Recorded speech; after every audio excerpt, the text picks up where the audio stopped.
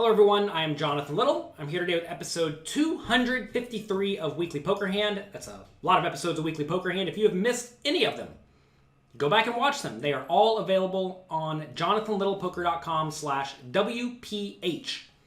Also, you can find them on my YouTube channel at youtube.com/floattheturn. If you are listening to this, well, thank you very much, but you're missing out on a video where I'm reviewing this actual hand that took place in a 5-5-10 with a $20 straddle game at Stone's Gambling Hall. So, I highly recommend you watch it, but I'll do my best to commentate it as well. If I ever do miss the turn card or something, please forgive me.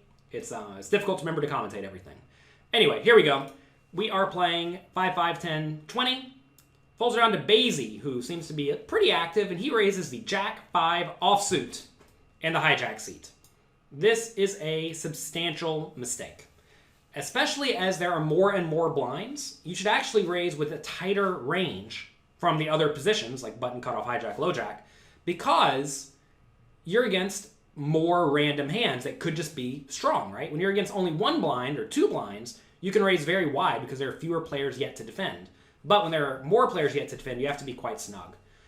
So, folds around, we see King Jack offsuit gets folded from the small blind, which I actually think is good.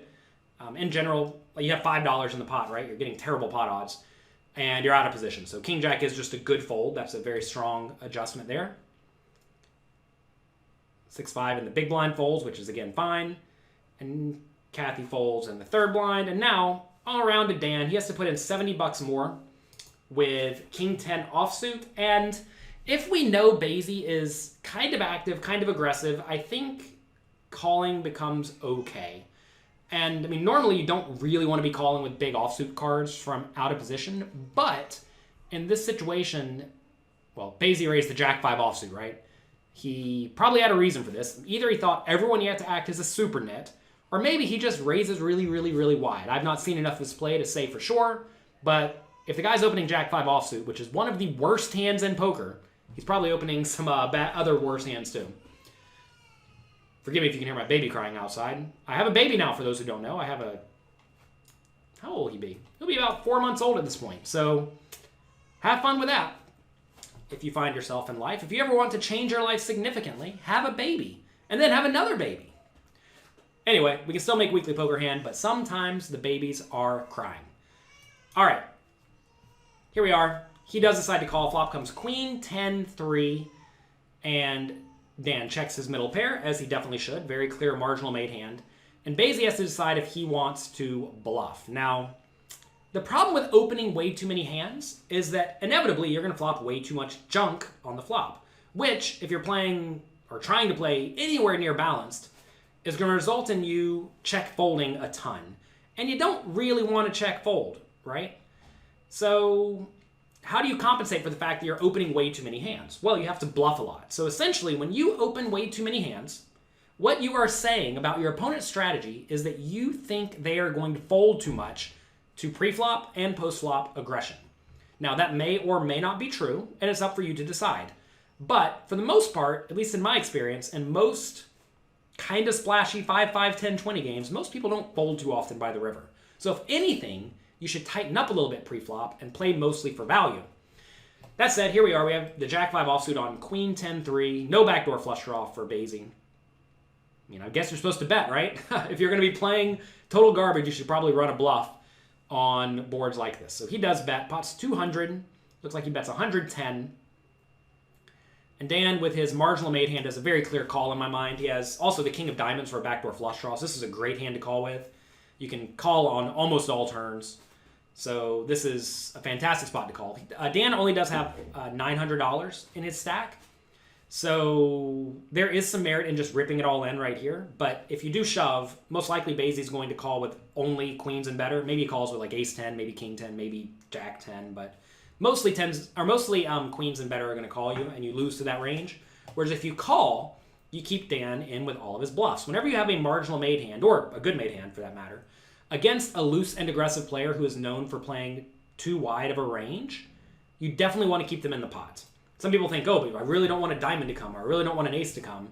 Like, yeah, there are a few cards that are not great for you, but more often than not, you just want to keep the guy in. Because like right here, Baysy has 3 outs, and one of those Well, all of those give you an open-ended straight draw, and one of those gives you a flush draw too. So you're really just not worried, especially if your opponent plays too wide of a range.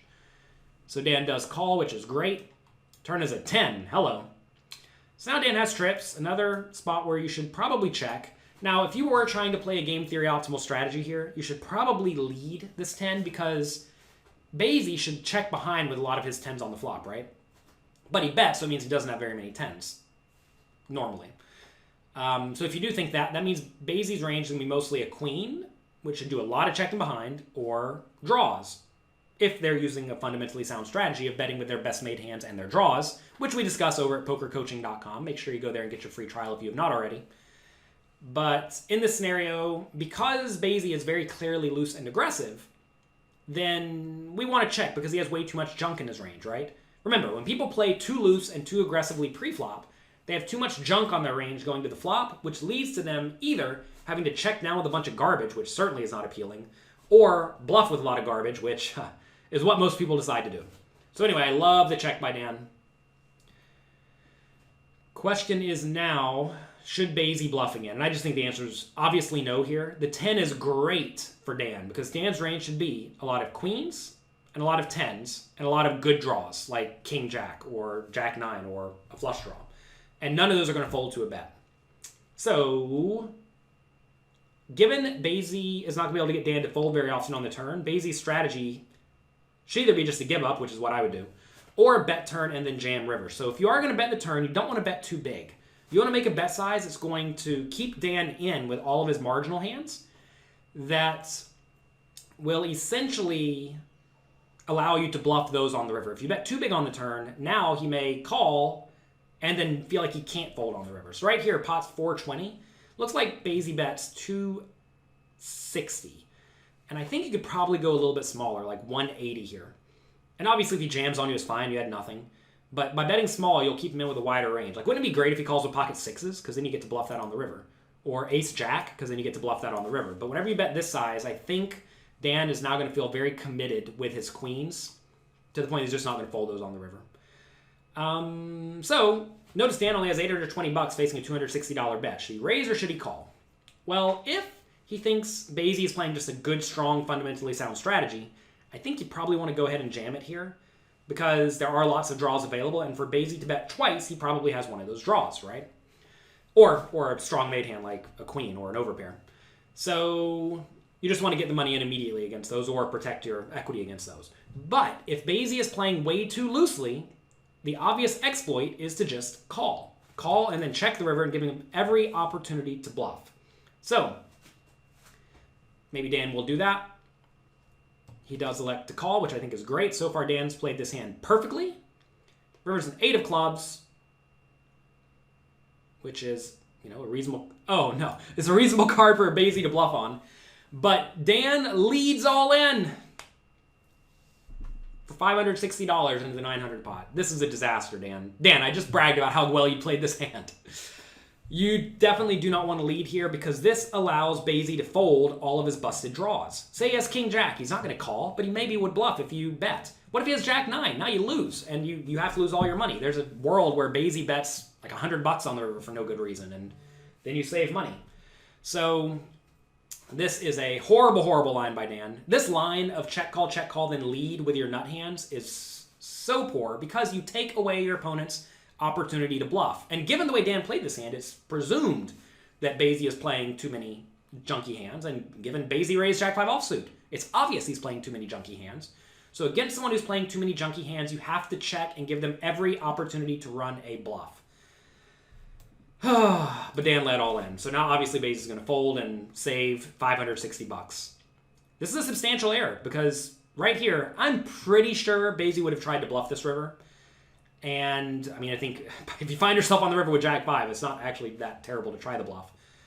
So he certainly would have been at least kind of justified. But when Dan leads, he forces Baysy to play well. When you force your opponents to play well, they can't mess up. And you have to understand, you win money when your opponents mess up.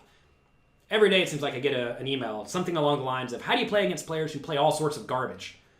well, you give them an opportunity to screw up, right? Don't complain about it that they're going to outdraw you sometimes, because sometimes that Jack 5 is going to make a pair and beat the King 10, or it's going to make a backdoor straight. But most of the time, those players are either going to have to check fold way too often, just letting you easily get to showdown, or they're going to have to run too many big bluffs, allowing you to easily hero call with middle pair and crush them. So do exactly what Dan did up until the river, and then just check the river and check call. So that's going to be it for today. If you enjoyed this episode of Weekly Poker Hand, let me know. You can let me know by clicking like, subscribe, leave a comment, leave a review on iTunes if this is where you're listening to it. But yeah, I like doing these videos for you. I appreciate all of you being here. I'm glad you all enjoy them. And I'll be back next week. Thanks for watching.